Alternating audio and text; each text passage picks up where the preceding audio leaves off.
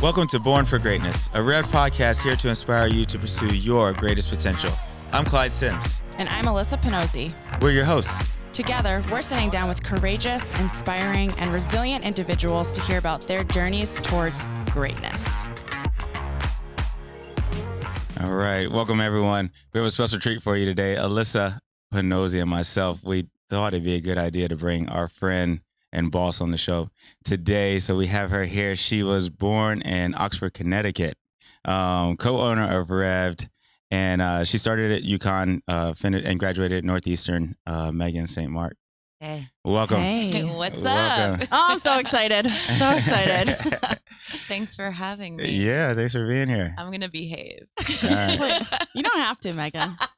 She does. It's really your show. If Clyde says so, I will. I will 100% stay on track here. Yeah. All right. So let's get started. So everyone knows you as a co-owner and an instructor at Rev'd, but we're going to take it back. All right. We got to go back and, get to know Meaghan. All right. So born and raised in Connecticut. Yeah. Oxford, Connecticut. Yeah. All right. Big family, right? Very big family. 5 kids. 5 kids. Mom and dad.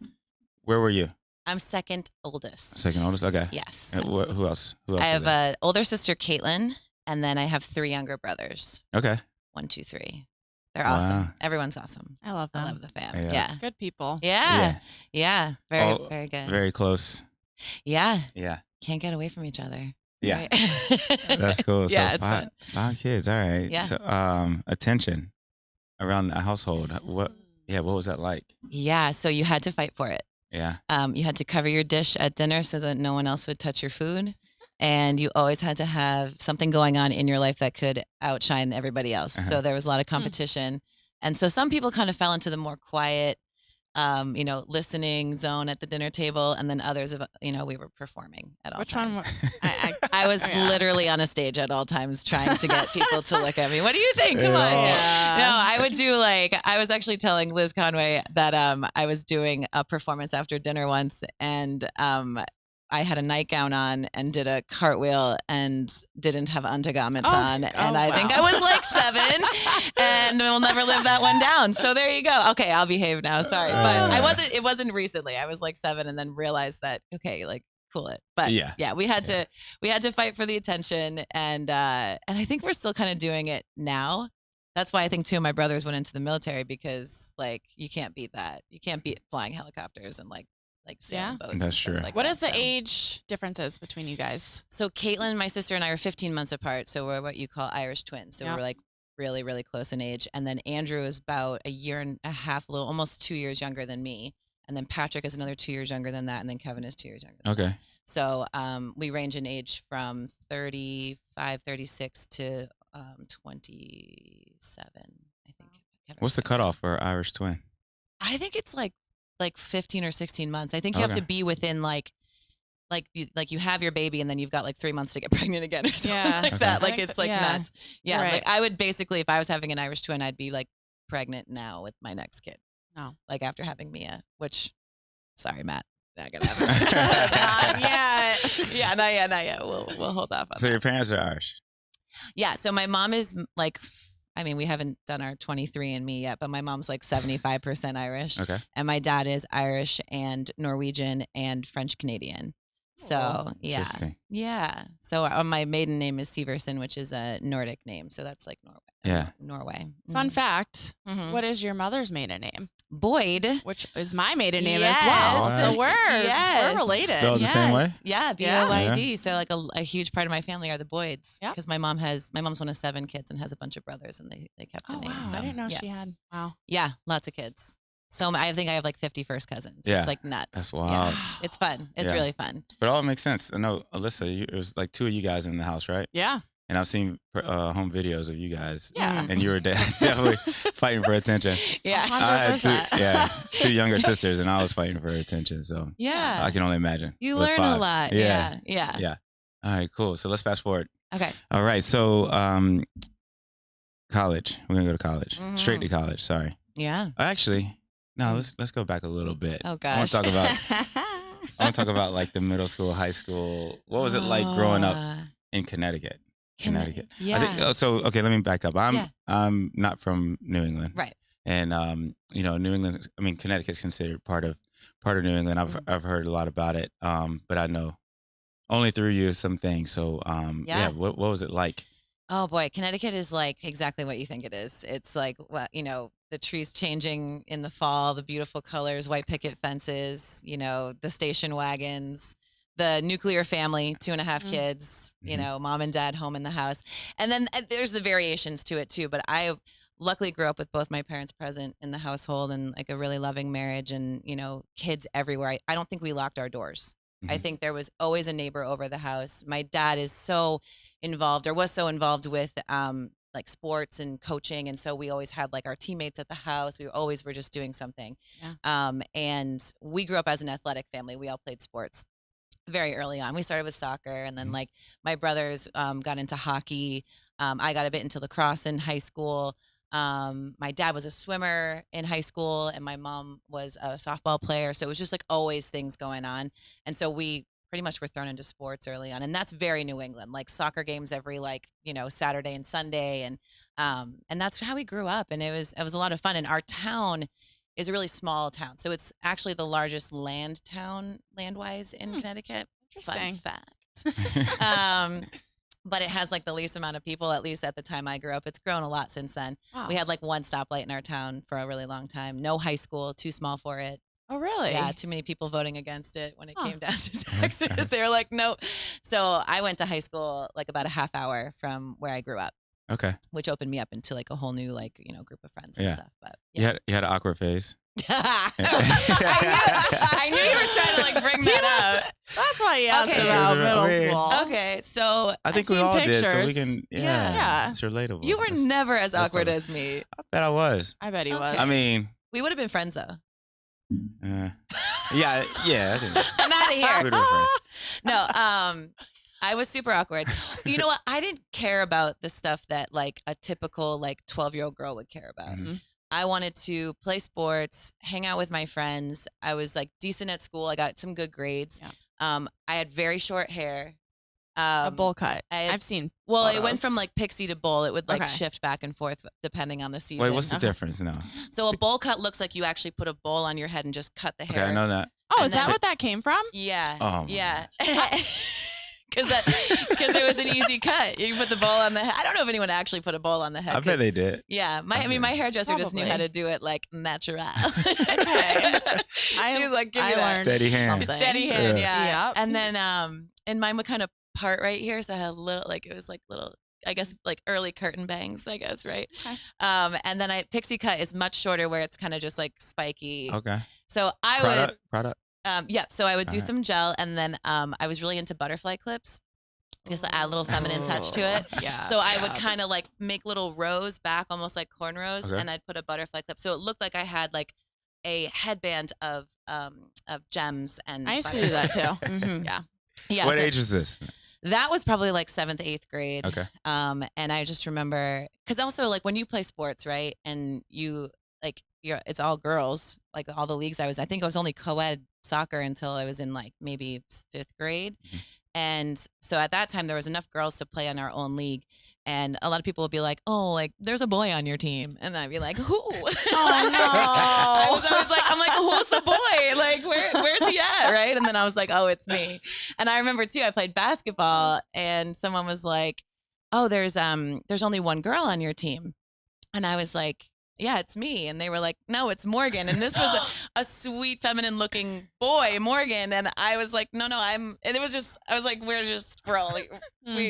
doing our thing." So I was a little awkward, but the good thing is when you are young and awkward, but completely ignorant to that like awkwardness, and you don't think anyone, like, I don't care if people judge me. Like, and as a kid, I was just like, "Oh, you're talking about me." Like, okay. And you have that moment where you reflect and you go like, I wish everyone would like me more. Like if I looked a certain way, should I do that? And that's when you lose your innocence as a kid. Yeah.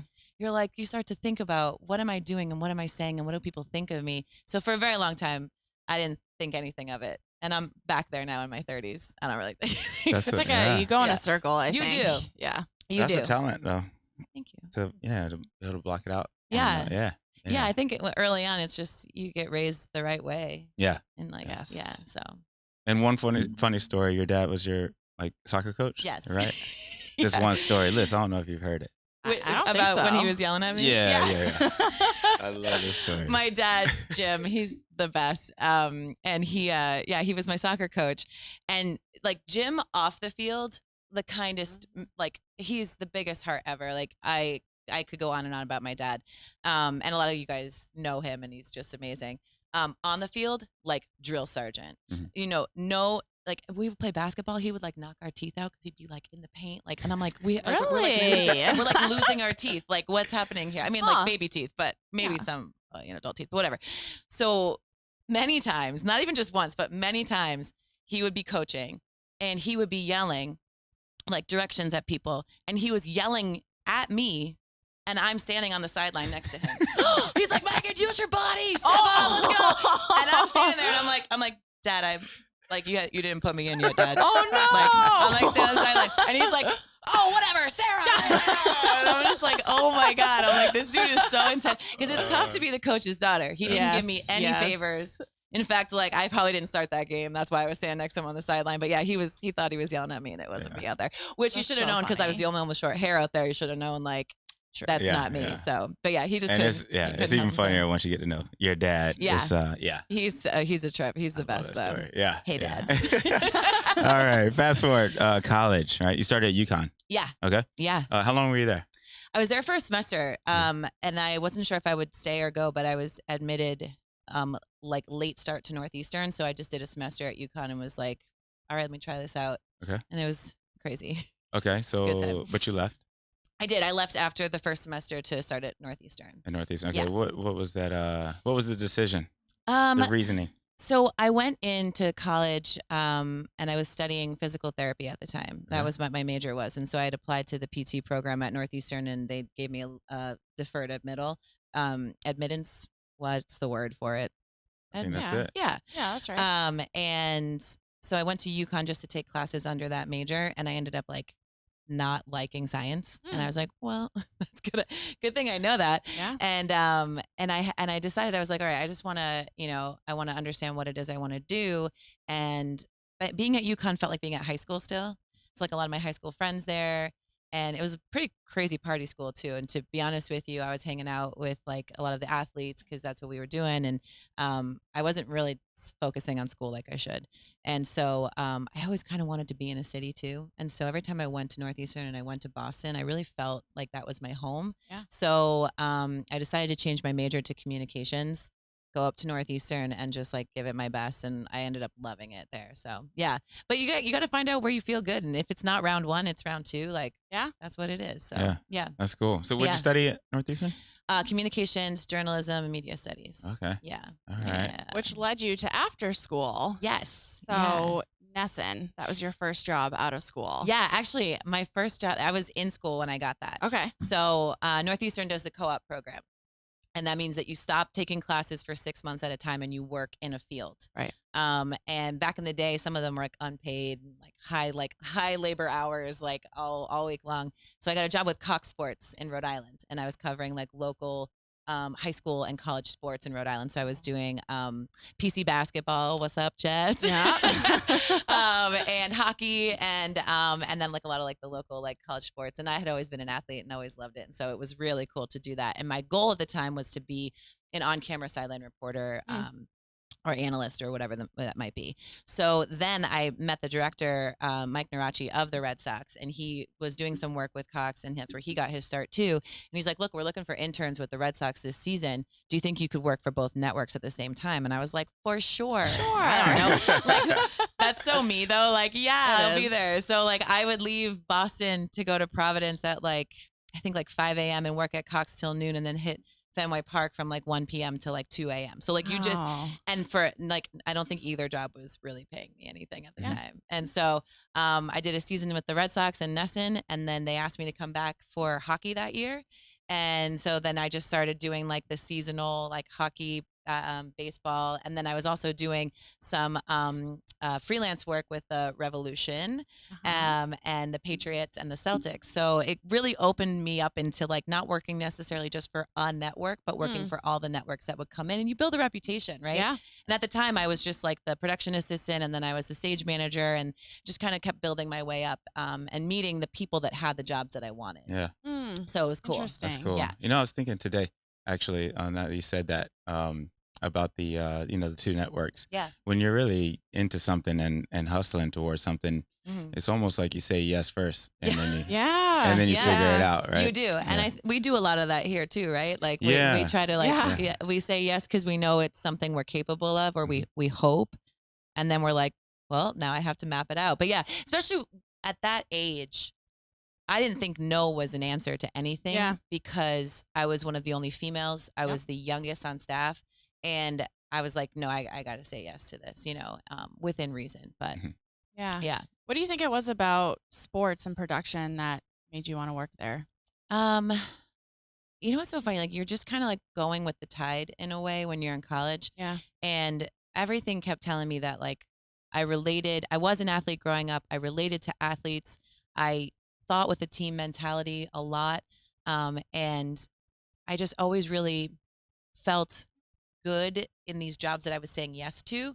And so it wasn't like I was like, I've always known I wanted to do this, because originally studying physical therapy, I wanted to work with athletes. And then I realized like the science side of it and that whole medical aspect of it wasn't what attracted me. It was more working with the people. Yeah. So television, interviews, and there's nothing but, I mean, like, if you go into news, you're talking about like awful things happening all the time. When you work in sports, someone wins, someone loses. Someone gets hurt, they have a comeback. Someone is being like revered for being incredibly great. Yeah. That's all you talk about, right? And you have a lot of losses in sports. Like someone always wins, someone always loses. And even a draw can be depressing, right?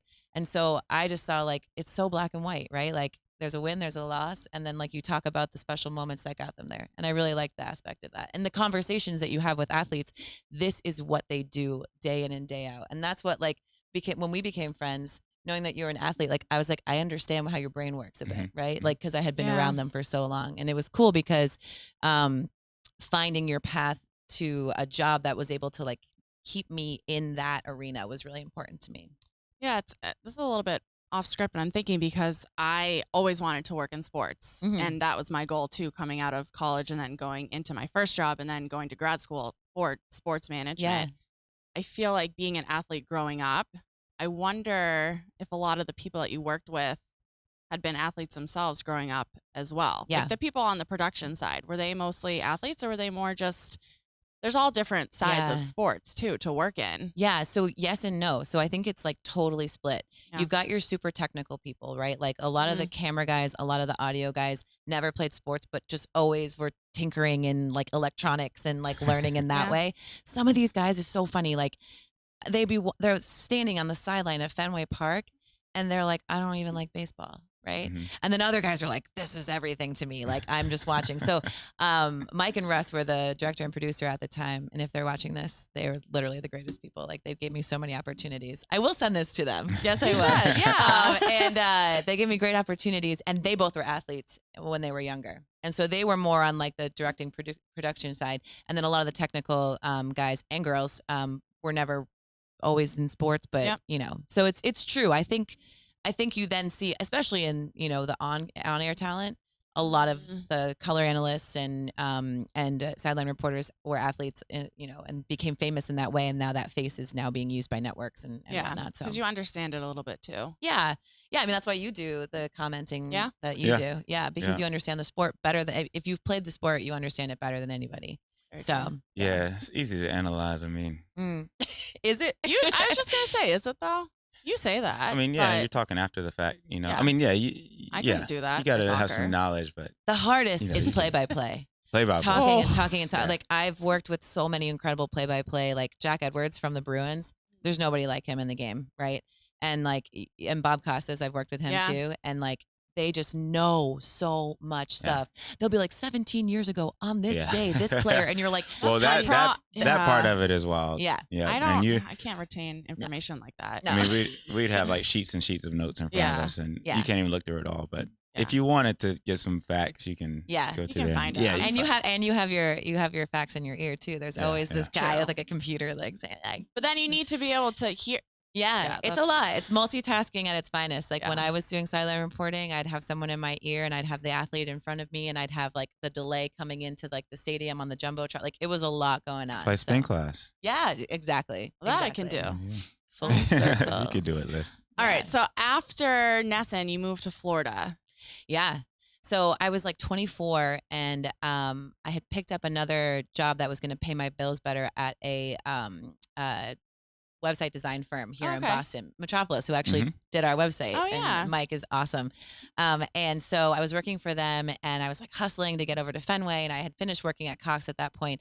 And I was in a relationship that I like didn't really see going anywhere anymore. And I was like, I just gotta like change. And so I was interviewing for jobs down in the Florida area just because my uncle had a condo down there. And he's like, hey, if you want to stay there, you can stay there. So I was working on finding something down there and just kind of making this like big, bold move. Yeah. And at 24, I was like, I've got nothing keeping me here, literally nothing. This job is great, but like, I just want to go. And so I took a leap of faith and I moved to Florida without any job solid. Like I just was kind of like hoping that this one thing would pan out. And so there was a network down there and that did pan out for a bit. And then there was bartending and hostessing at restaurants because I had bartended in college, and that was a skill that you never really lose, and it's very lucrative. And then I was just in a gym, and I had done some personal training and group fitness in college, and I just went back into this, gym setting and started training people and teaching spin classes, and just like I think if you ask Matt, who I met down in Florida at that Your time, husband. yeah, sorry, my husband Matt. If you ask him, like, did I have any free time when I lived down there? No, I worked like 7 jobs. He'd be like, when do you want to hang out? And I would be like, at like 2 a.m. Like, I'll see you. Because I'd start training at 5 a.m. and I'd work all the way through like midnight. And it was crazy. It was fun though. Yeah. I kind of always had like 900 things happening at the same time. I mean, this is a loaded question, but I feel like Miami fitness back then is probably different than it is now. Yeah. This was about 10 years ago. Yeah, it was. Yeah, because Not to age you. I'm 34 now. All right, 34. Yes. Yeah. Yeah. Yeah. Yeah. So I started in Naples, and then I moved over to Miami, and I was working with Equinox and Bouge, like smells like eucalyptus up in that gym all the time. It's like unbelievable. Kiehl's products in the bathrooms, and I really I loved my time at Equinox because I was in the Equinox Fitness Training Institute. So you're getting trained as a personal trainer 24/7. You're taking tests. You're just learning.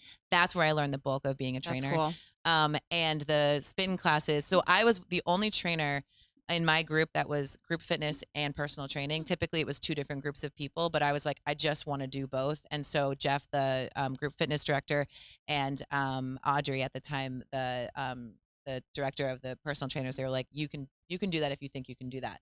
And it was great because my clients would come to my classes and vice versa. And it was awesome. But Miami at the time, I was living on South Beach. It was crazy. I can't even tell you, like, I got mugged at a gas station. I was in the clubs. Like, it was like all the good and all the bad of Miami. Yeah. So hardcore. And I'd be getting up at 4 a.m. to go train people, and everyone's still out partying. Like, it was nuts. But at the time, a lot of the spin instructors were also like DJs in the clubs. And so they would bring this like music in that was just like nuts, like it, like the whole thing. And there's so much of a Latin influence down there. And so all of those like Latin beats and stuff, like you can't not want to dance to that. So spin classes down there, group fitness classes, like it was just, I was so inspired by everyone I was meeting down there. And it was a fun time. And I'm glad it lasted as short of a time as it did. So talk to us about your decision to move back. Yeah. So you go through like, coming of age when you, in my life from 24 to 25 felt like 10 years. Right. Yeah. And I was trying to find myself in these different industries, and TV just wasn't really working for me down there. I wasn't really finding, like, I also don't think that I was putting the effort into it that I expected of myself, because fitness really started to take over my passion at the time. But I kept telling everybody, like, don't worry, I'm going to be working in TV like real soon. And it was like, that's what I went to college for. So I felt this expectation of myself. Yeah. But like on the low key, I was like, no, I'll take that class. Like, let me do this, let me do that. Right. And so I started to kind of hit a wall there personally. And South Beach is hard and takes a lot out of you. And the people down there, other than, my husband, Matt, who I'd met, my friend Audrey, and a couple other people that I met, I wasn't able to connect and I didn't feel safe. Not like dangerous wise, but I just didn't feel safe there like I did in New England with like family and friends. And so I made the decision one day to leave and come back up. And I had called my boss at the Bruins and I was like, hey, what's up? It's almost hockey season. And he's like, we haven't replaced you. You want to come back? Your job's here. Awesome. And I was like, let's do it.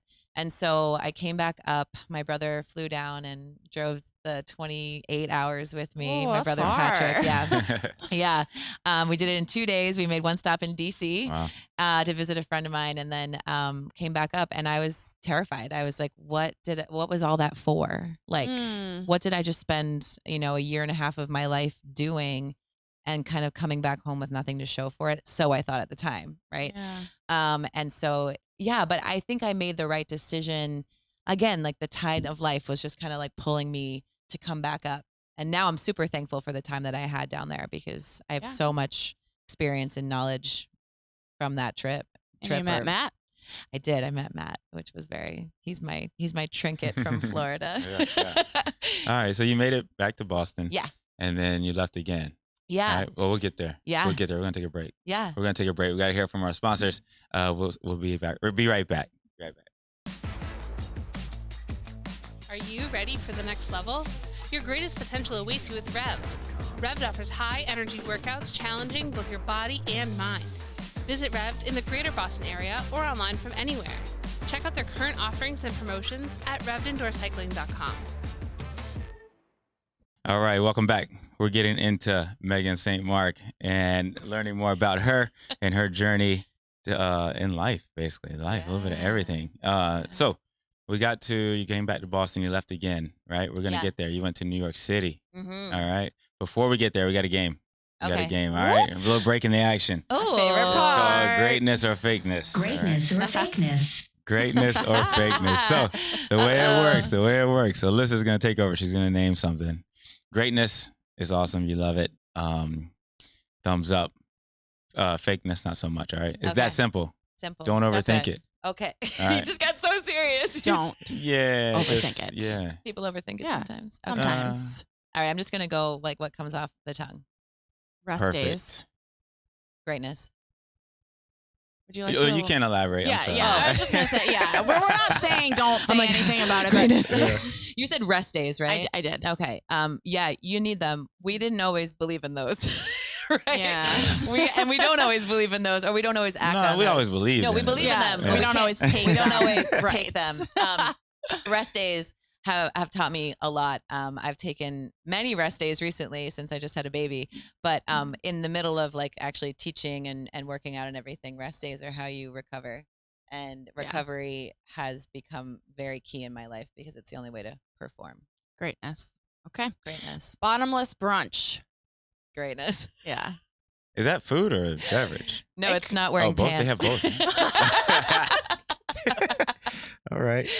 Open to your interpretation. I don't wear pants at brunch, and that is greatness. Well, they have in New York City. They have the what is it on the train or something? The bottomless day. Pantsless. Yeah, pantsless. Yeah. I never rode the T. I've never heard of that before. Yeah. It's like don't wear your pants day, and everyone wears on the subway. On the subway. T. Yeah. Oh, they do in Boston too? Yeah, they do in Boston too. Yeah. And you don't wear pants. They used to do it. Mm-hmm. Yeah. You ever do it? No. You do the bottomless brunch though. I've brunched with you before. Yeah. Well, bottomless means like the drinks flow. Correct. It usually bottomless. Yeah, usually means drinks. Yeah. Okay. Because that would be, what's the word? But now that Like you a say it, I buffet. have been. Yeah. Yeah, I have been to a buffet. So I guess technically that's Denny's. Yeah. Nah. This place is Denny's is remember the so place in good. Burlington? The place in Burlington, right across the street from the Tavern studio. in the Square. They have Yes. bottomless. That was serious. I Shit. only hit that dessert table though. Oh, That it's dessert so good. table. Brunch. Mm. I wonder if they still do that. Are they open? Yeah, we I should don't wear know. pants. I'll there drive next by time. on the way home. Let's show up with no pants. on. This is bottomless brunch, right? Yeah. Thank you. All right, moving on. True crime shows. I'm like stuttering. It's so great. Favorite one? Shows or like podcasts? Because I'm more into podcasts right now. I don't really have time to. So I listen to My Favorite Murder. All the murderinos out there listening. Great one. I'm your sister. And I also I also listen to Meaghan. The Murder Squad, which is I've not heard of that. Paul Holes is one of the hosts of it, and he's one of the detectives that solved the Golden State Killer case recently. Yeah, okay. I'm a big fangirl of his. You can also catch him on America's Most Wanted. He's super handsome, blue eyes and blonde hair. Okay. Yep. Next up, mommy and me classes. Fakeness. If you can get your kids to behave themselves to make it to a mommy and me class, then you are greatness. Okay. And I have failed at them many times. I didn't come up with this one, which is funny. I'm not sure what a mommy and me class is. I tried to bring Kai to a mommy and me yoga class when he was 1, and the lady on the phone was like, "Oh, we have all ages here. Everyone loves the yoga with their mom." Do you think Malachi sat through a yoga class with me? No. So it's Did you have to leave? fitness. Yeah. Oh, it was. Oh, yeah, I left. I was like, yeah. we gotta go to McDonald's. Like, we gotta get out of here. So it's it like was- you do something with your mother. Yeah. So Okay. there's mommy and me like music classes, which is like, let's just bang on pots at home, like for Sure. free. I don't know. Maybe I'm being like really jaded, but No, I'm wondering. it's not my vibe. Is because a music class, would that be different than a mommy and me music class? Well, a mommy and me music class would be you with your child playing music with. Okay. I think the issue is Malachi.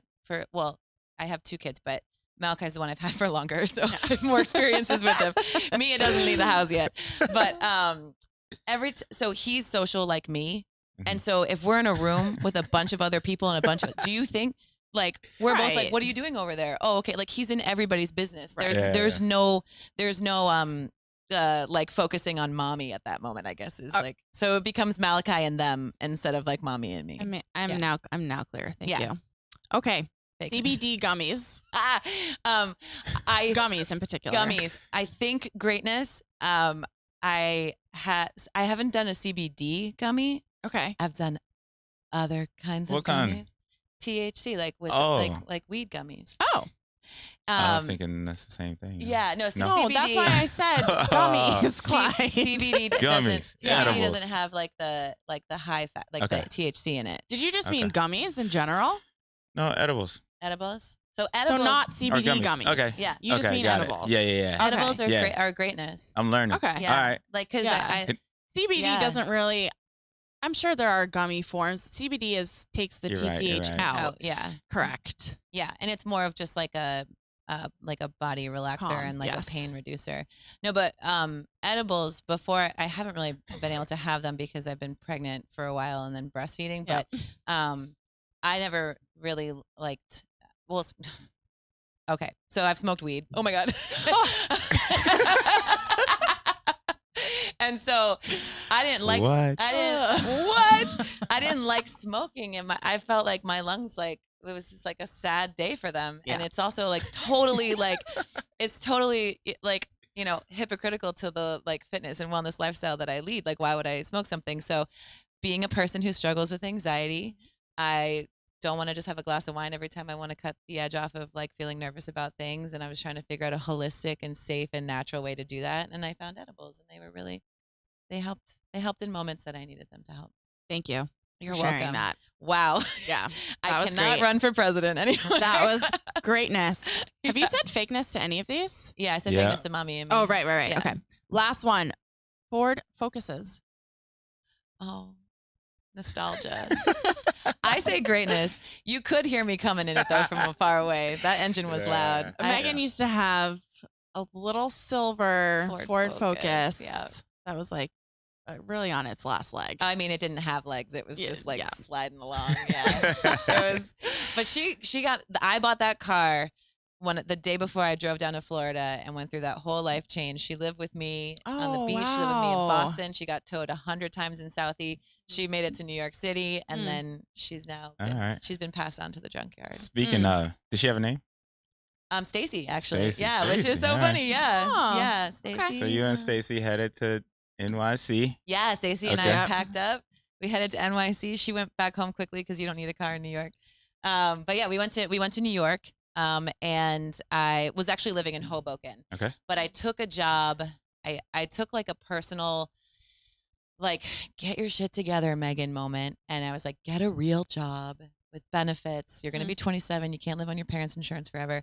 And I took a real job at a software company doing sales. And I was like, you know what? I'll like learn a lot in sales. Like sales will be something that always everyone says you learn so much in sales. Like sales is like transferable to every job, right? So I took a job in sales at a company that had a branch in Jersey City, right across the bridge from New York.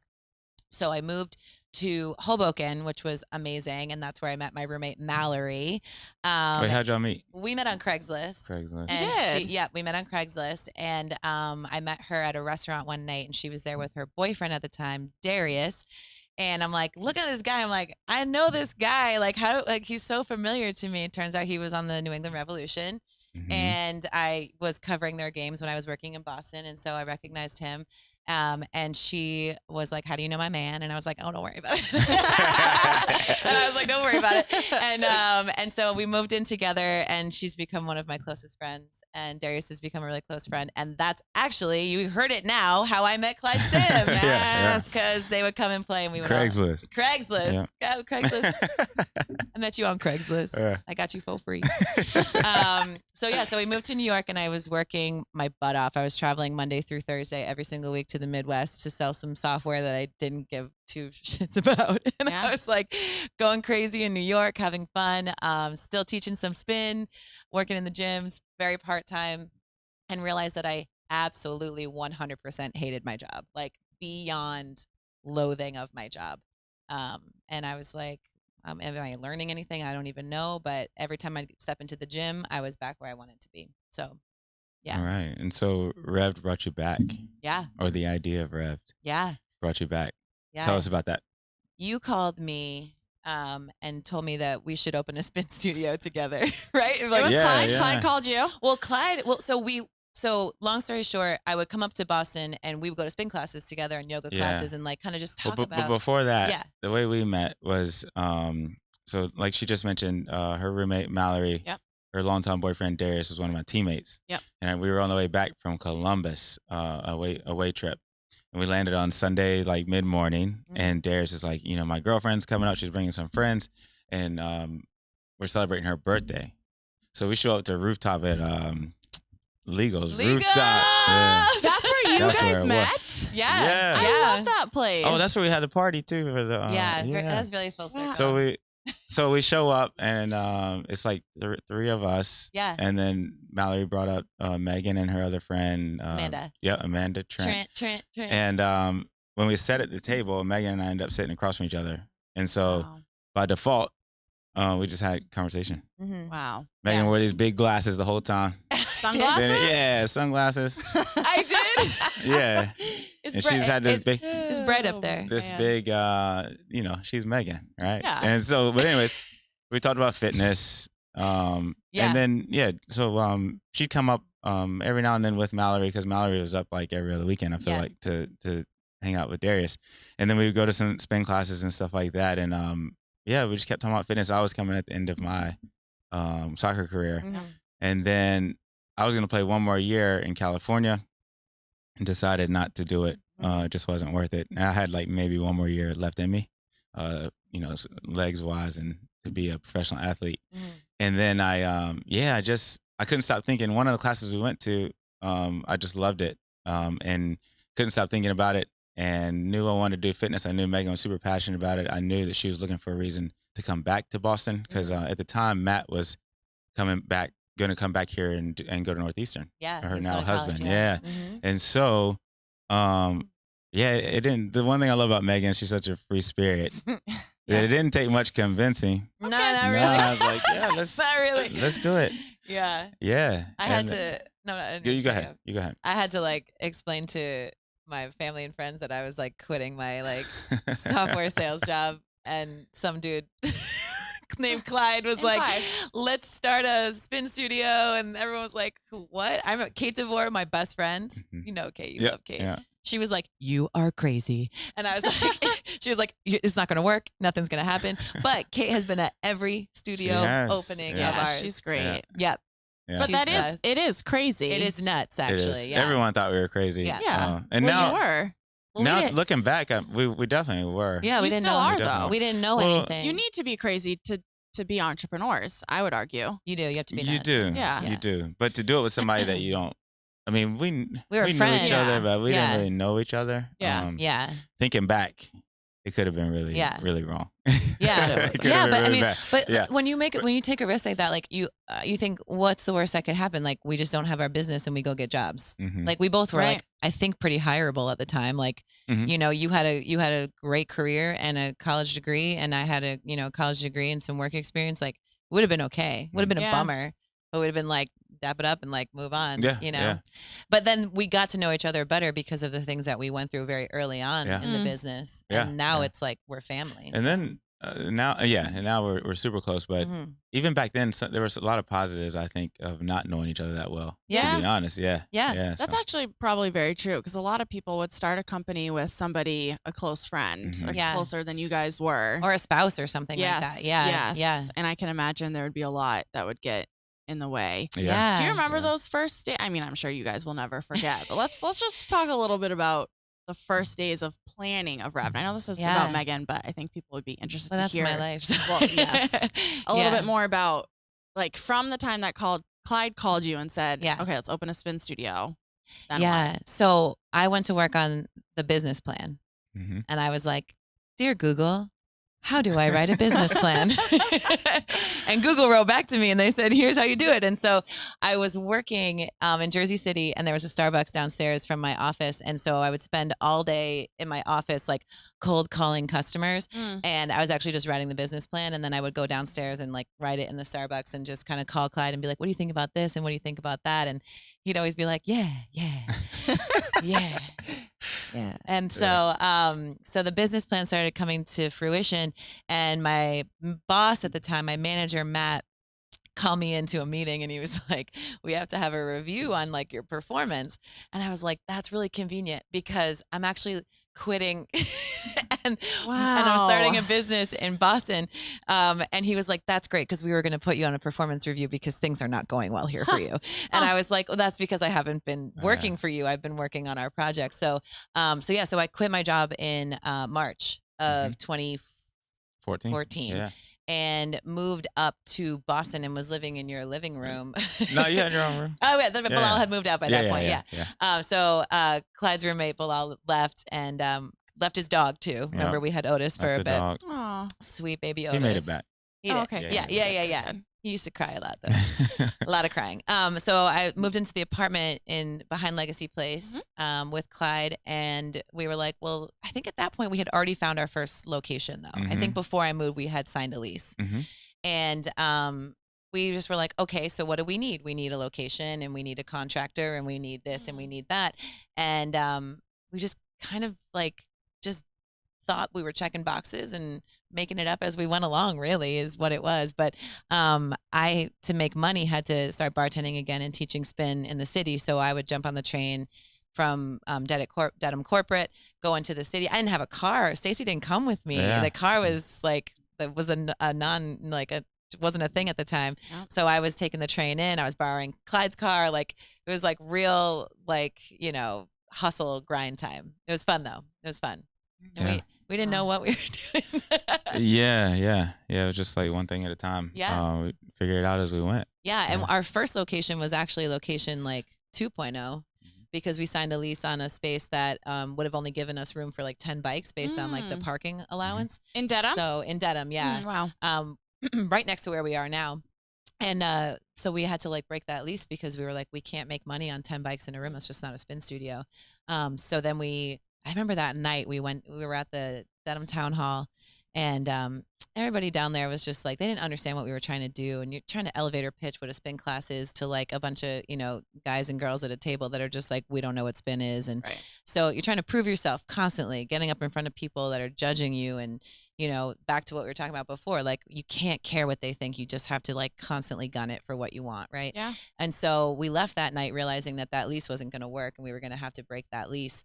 And we drove by Legacy Place to get back to our apartment, and we saw the sign in the window for the space that we're currently in now in Dedham at 81 Legacy.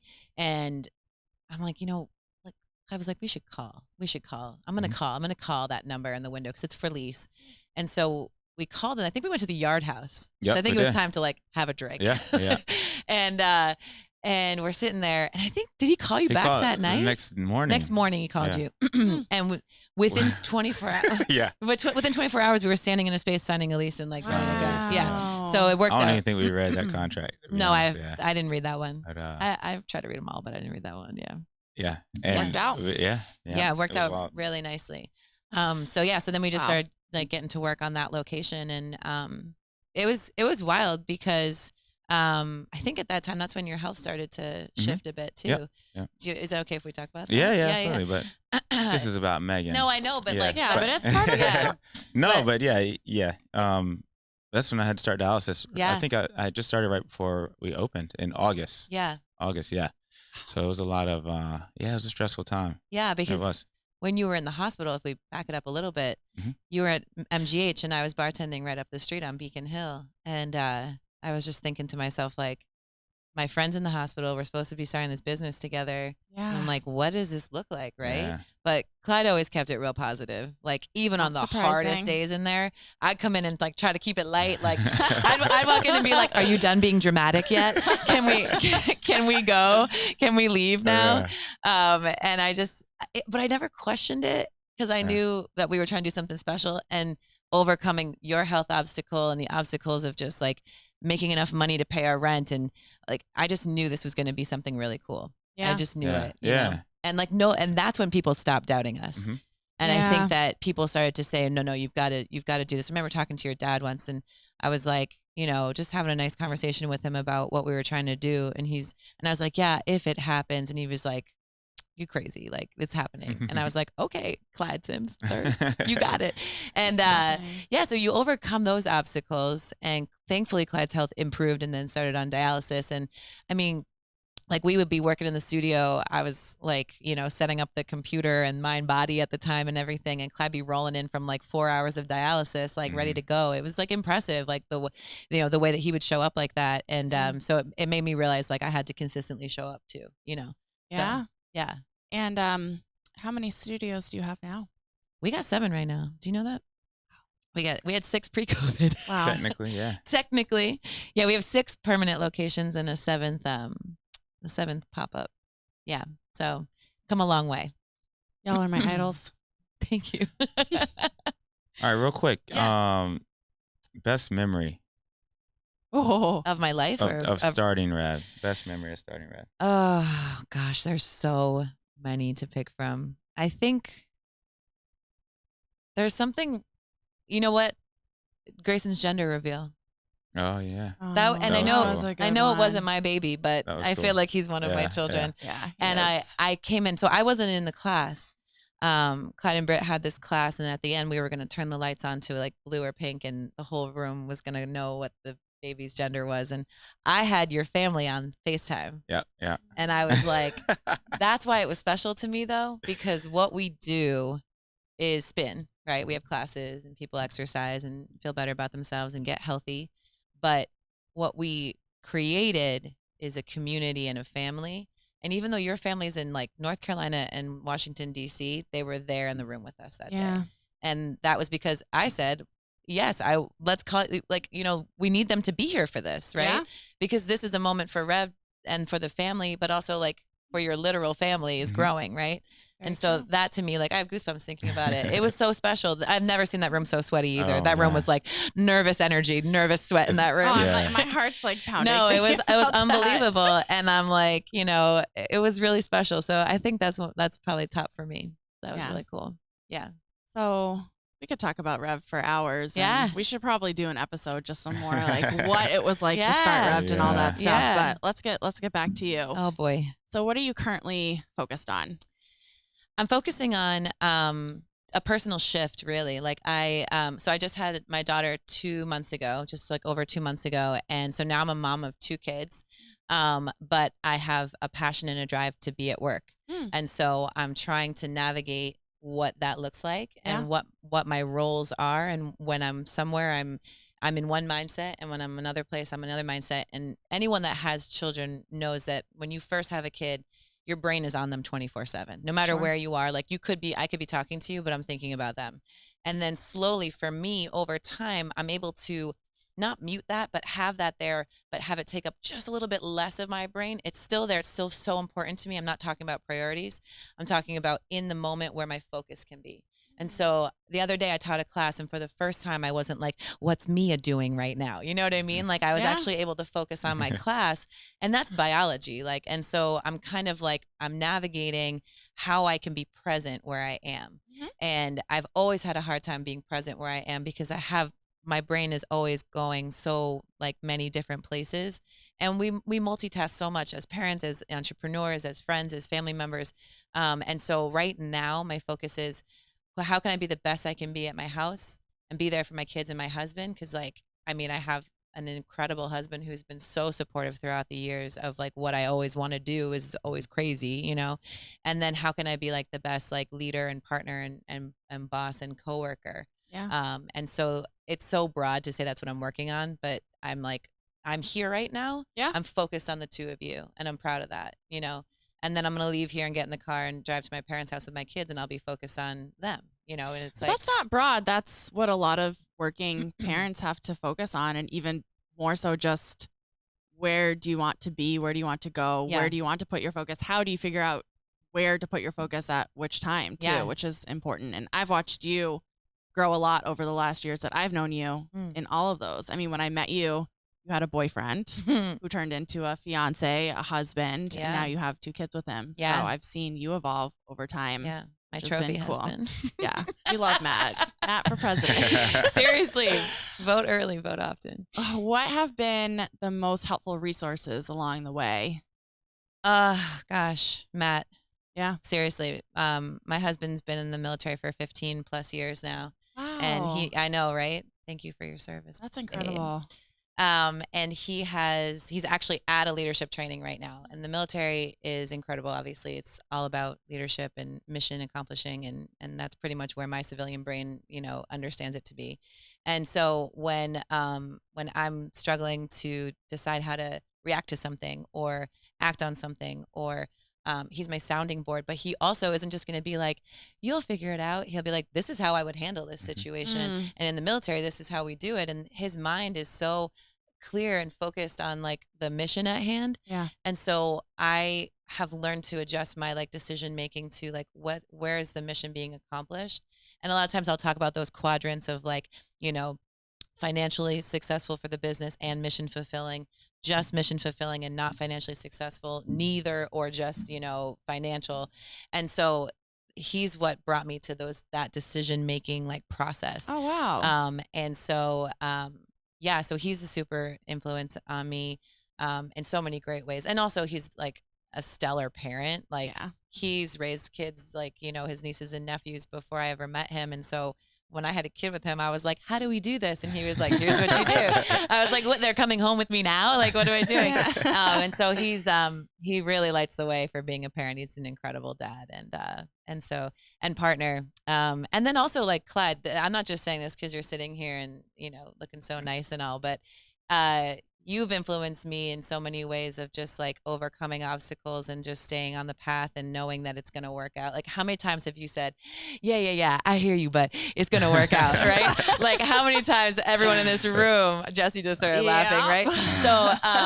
So, and just, you know, the reinvention of the idea, right? Like thinking about, we have something that we want to accomplish and you see it from a different perspective than I do every single time, 100% of the time. We're very different in the way that our brains work, but you explain it to me and you show me the value in it. And even though it's something that I might not think is right at the time, if we decide to go for it, you follow through with it. You never half-ass it. And that's really cool. And so I value that. And I just also value like your, you know, just your demeanor about it all. Like we go through really hard times as business owners, especially in this last like 2 years for us, really. Because pre-COVID was challenging for us too. COVID was just like another like punch in the face.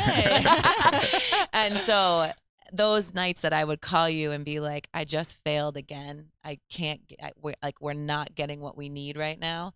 you would always tell me it was okay, and if you didn't say that, I don't think we would be here today, because it takes the two of us to inspire our team to keep going.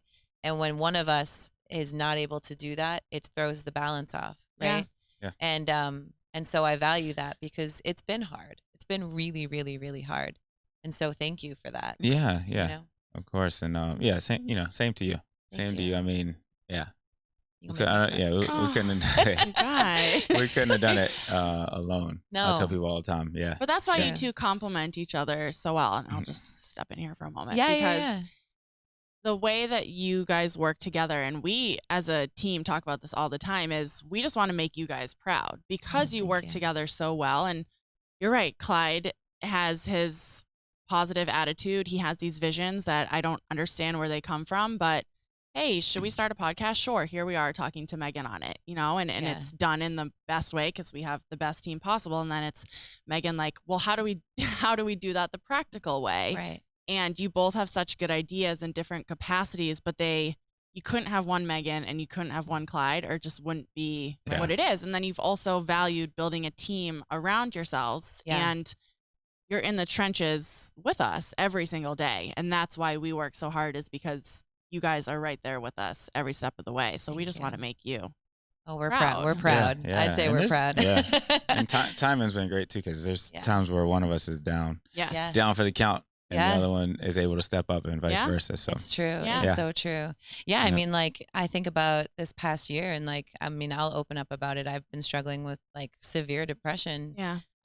And it's been hard. And I had to really kind of, being pregnant at the same time and COVID and everything, just it weighed on me to a point where I had to do something about it. Yeah. And without saying, hey, I'm, handicapped at this moment, Clyde just naturally took a step up Yeah. and allowed me to deal with that, and being pregnant and growing my family and dealing with where my brain was. And so, yeah, it's so important to have our partnership. yeah, So yeah, important. absolutely. Would you say that this last year has been the toughest time of your life? Or you had mentioned a couple minutes ago just about how tough the last couple of years have been. Yeah. Yeah, we I would say yes. I would say I've never been challenged like this, and the stakes haven't ever been this high. Mhm. And cuz pre-COVID, we were doubling our business in size. And we might make it look really easy, but behind the scenes the work is really, really challenging. And showing up every single day with a smile on your face becomes the hardest thing when you know that everything is kind of on the line. And Clyde and I had to raise a lot of money in a very short amount of time to accomplish what we were trying to do. And in about 6 weeks' time, we hit that goal. But those 6 weeks were some of the hardest Yeah. that we've been through. And then personally, I experienced a miscarriage at the same time. And I blamed myself for that for a long time because of the stress that we were under. And it's not even difficult to talk about it, because I think it needs to be spoken about. I Yeah, think that more yeah. women need to talk about that kind of loss. And luckily I was, healthy afterwards and didn't have too many long-term effects, but I didn't mentally deal with it Mm. because we were so busy at work. And then once we accomplished our financial, goal, and we got the studios open, 8 days later, COVID hit and we had to close it down. So it was just well, hit me while I'm down, right? Here we go. Yeah. And so then it became a new set of challenges. But I will say those probably 2-3 months before COVID, I think for me were harder than COVID Really? was. Yeah, for Yeah. sure. And another thing about you as a leader is that you did your very best not to let anybody else know what was Yeah. going on. I mean, Yeah. that's just you. That's I- just you. Thank you. I wear my heart on my sleeve a lot though, so sometimes it's hard to fake the funk, but Yeah, but I that's think okay. I That's appreciate you also saying just that. you're compassionate. You understand, and that's why you're surrounded by people that look up to you because you have so much to offer. So yeah, thank you. thank you for sharing that personal information with Yeah. us. Because Yeah, like you said, absolutely. I think that there's a lot about being a woman that is very challenging, and I Mhm. think people don't talk about it enough. So Yeah. Well, Thank thank you. you for giving me the space to share it. I like I said, I just don't think that it's something that should be, swept under the rug, because I did that to myself. And I think that's what led to more of a emotional struggle later Sure. on during COVID, because I Mhm. ignored the ramifications, because I just was nope, got to keep going, just a bump on Yeah. the road. But Yes. it wasn't a bump Yeah. on the road, Yes. And the other thing is, I mean, we put ourselves in that position too. That's the other tough part. Because we all went through some tough stuff during that time, but and if it wasn't for trying to expand and do something great, we wouldn't have been in that position. Right. That was the risk we took. Right. Yeah. Right. But that's a lot of times that's what it takes to elevate. Yeah. Individually and as a company. Yeah. It takes those tough moments, which seems like you've been through a good amount on different levels. There's levels to it, obviously, but throughout your entire life. Yeah. And getting through them is awesome. But so that being said, motivation. Yeah. What is your motivation? Oh boy. Well, let's break it down. What motivates you? What motivates you first? What motivates me is being a difference maker in the everyday. Whether that be at work, at home, for myself. And the reason I know that and I can identify that is because the last year I stopped caring about that. It stopped motivating me.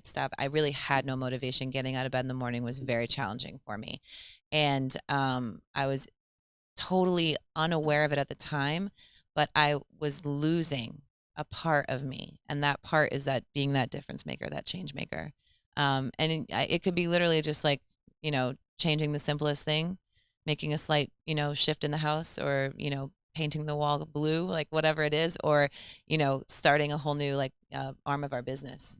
I always want to be enacting change, and I lost that last year. So that's why I'm getting it back. Yeah. Yeah. Nice. Who motivates you? Oh my gosh. My children. I have two. It's weird. They motivate me in a major way. Matt motivates me because he demands in the kindest, most sweet way that I am always becoming a better person. And I don't mean he's like, be better. Like he demands it in the way that he expects it of himself. He's such a better person than I am, and he'll admit it now. But he'd be like, yes, I am. But he pretty much holds me to a standard, and it's such a healthy, goal oriented, be the best you can be, because he sees it in me. He knows that it's there. And so that motivates me. And then literally you guys, this team at Rev'd is so motivating. And coming from this past year, I keep bringing back to it, but it was some of the hardest times of my life. Watching, when I, was on maternity leave and taking that time off, watching what you guys would accomplish every single day, the changes that you would make every single day was so freaking motivating. This podcast, this is my first time on set, and I'm like, what? This is so dope, right? Rev'd on Demand, training camp, all of the things that came out of COVID is because you guys did it. You know what I mean? And it would never have just been me or Clyde or just even the two of us. You guys motivate me because you also have life happening at the same time. Yeah. And I think that's the thing about Rev'd is people see us as these machines, right? But they also see us as human beings. And we were experiencing so much in this past year. I mean, we were able to finally talk about systemic racism and what that means to us as people and people of color. And I was able to see through your eyes experiences that you have had. And so it wasn't just that you were a machine on a team teaching spin classes. You were a human being allowing people to learn and be motivated by you and grow through your eyes. And that to me is beyond motivational. We just wanted to make you happy. That's it, Meaghan. Right, Jesse? Oh my God. I'm gonna cry again on this podcast. No, I was sitting there smiling my face off, and then behind a mask in public smiling. But no, I'm beyond proud, and there's something to be said about being a business owner in a pandemic and being able to take time off. What, and you guys allowed me to do that, and I'm forever grateful. So you can go have another baby now. Yeah. Yeah, Meg's next. You gotta put in some work now, huh? Yeah. I am following on Meaghan. Yeah, that's what I mean. You guys are good now. Yeah, a couple years. Okay. Yeah. Okay, 5 years. 5 years from now, where do you see yourself? Oh, 5 years from now, pina colada in hand. No, 5 years from now, I'll be almost 40, so I'll be you. I'm not close. I'm not that close. No, you're not that close. Right. Okay. Yeah. No, I think in 5 years, I'll still be at Rev'd. We'll I still, hope so. We'll still be crushing it. No, I'm just thinking like I'm putting myself like dropping myself into the Google map. Yeah. We'll be crushing it at Rev'd. I think we'll have expanded beyond New England at that time for sure. We'll be doing some, international travel, potentially discussing more opportunities. Wow. I'll have my family thriving. I think Malachi will be like 7 at that Oh my time, which is gosh. crazy. He'll be a problem. I know he'll be a problem. And Mia will be 5.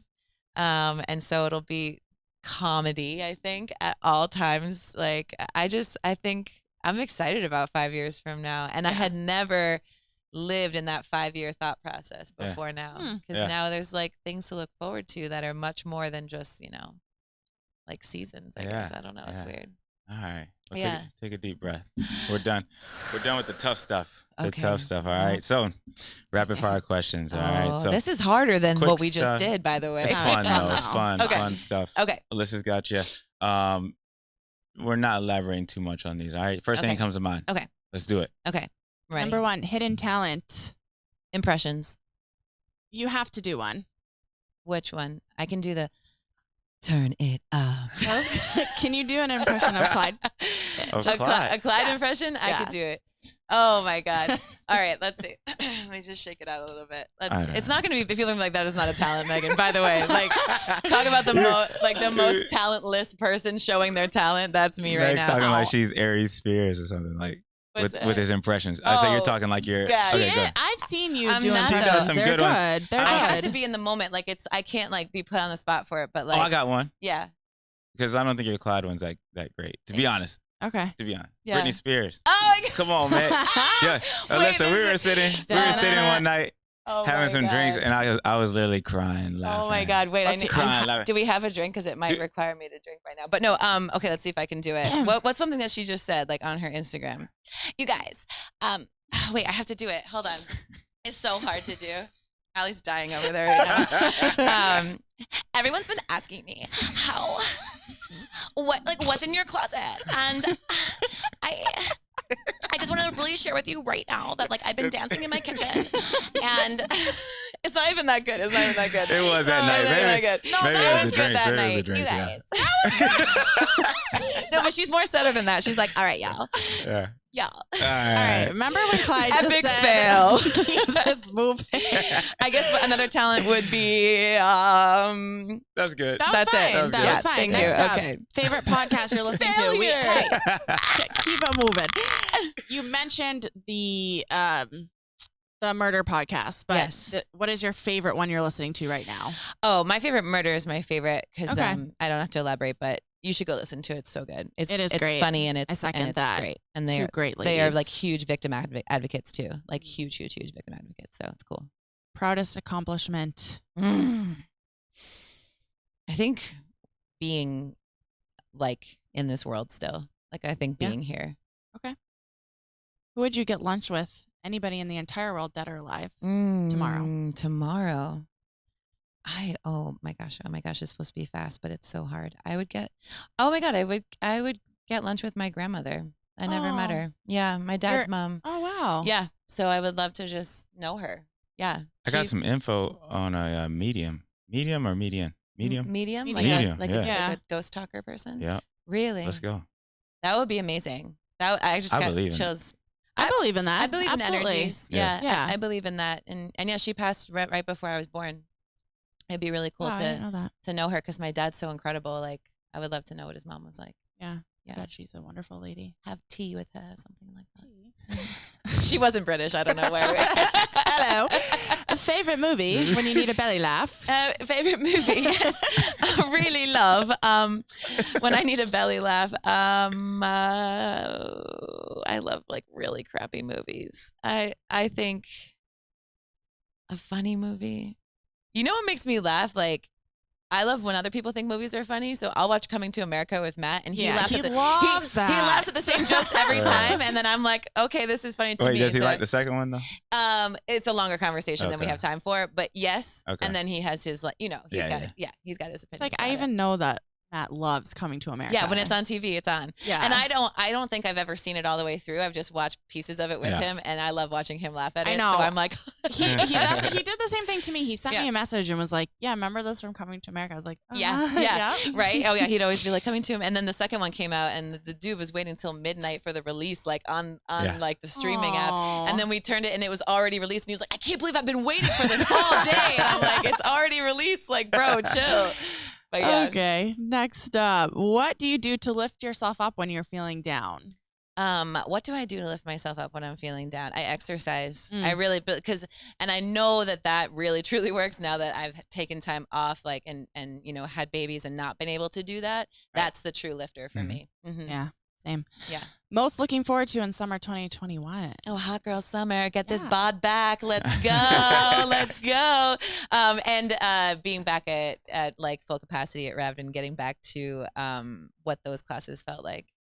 And then I have a family vacation booked for September too. Oh, where are you going? We're the Severson, St. Marc, Manly crew are going to Martha's Vineyard for a week. That's so fun. Yeah, everybody has not been together in years because I think my brother deployed and then came back and then COVID hit and everything. So it's been a while since we've all had vacation together.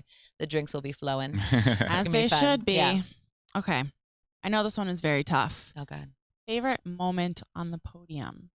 Favorite moment on the podium. Day one at Rev'd, Dedham, August 2014. Yeah. Okay. We had these I just was like, this is real now. Yeah. And then No. You have to share. You can't just laugh and then. I know what she's about to say. Go ahead. What? Well, then we went out after. Yeah, we went out after, and then after that we were like, no one showed up. Oh, yeah. Well, we had a full weekend of friends and family. Yeah. And then all our friends and family went home. Yeah. And we had no customer That's base. when it hit, right? Yeah. It's like you spend all this time. Yeah. You spend all this time to open the place, and now it's like. Sad. Well, no, but I feel like we've been open every day since. We have been. Yeah. You know, except for maybe a couple of Christmases. But now that's it. Yeah, we Sure. ride on Christmas. Yeah. Yeah. And Sure it's like we weren't even ready. I mean, we were ready, but we didn't think about it that way. No. It was like we we were throwing a big party for our friends and family, and then now we're open. Well, And it's the best way I describe it to people is like you plan a wedding, right? If you've ever been married, you plan a wedding and it's all these things going into it. Then you have that wedding every single day for the rest of your life. You just get better at having that wedding and you streamline that wedding. And it's crazy. It's crazy. And like all the elements stay there, but there's always something that's like not quite right and you got to fix it, But yeah, it was Monday morning was a rude awakening. I had a tequila hangover and I remember Clyde saying, well, anyone that took that many shots would know they wouldn't feel good.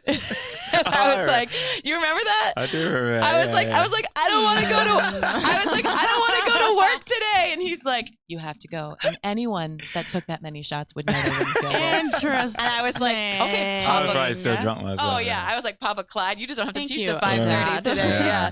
But it was a reality check. It was fun. And then we built it from one person in class to two people in class to three to where we are. So it was crazy. But yeah, it hit hard that day. Yeah, it did. Mm-hmm. All right, let's bring it home. Okay. All right, we ask all of our guests. This is Born for Greatness. Yeah. The reason why you're on here. We believe you're born for greatness. All right, what does greatness mean to you?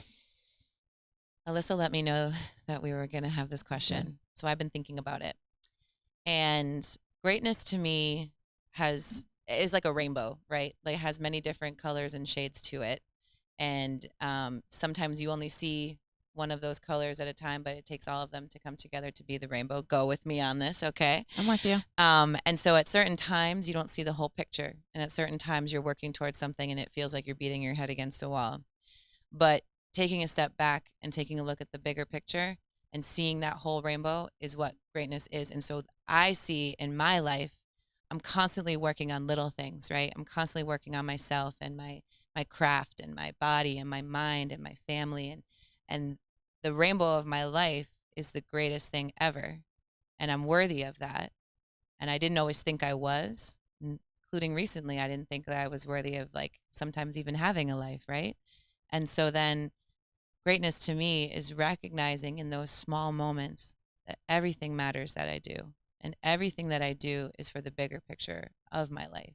And so I'm inspired by people that can also take that step back and recognize that.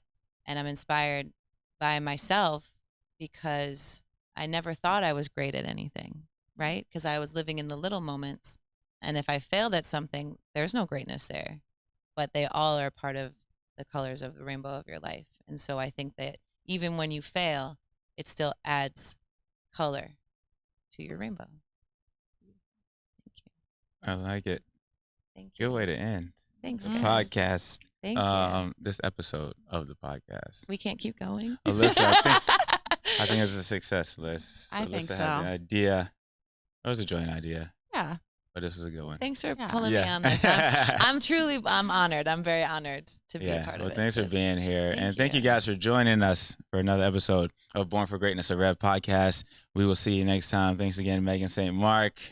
Round of applause. Thanks, guys. All right, you guys. We'll see you next time. Bye-bye. This podcast is brought to you by Rev'd Indoor Cycling, whose mission is to provide affordable and inclusive experiences for all to discover their greatest potential. For more information about Rev'd, please visit the website revdindoorcycling.com.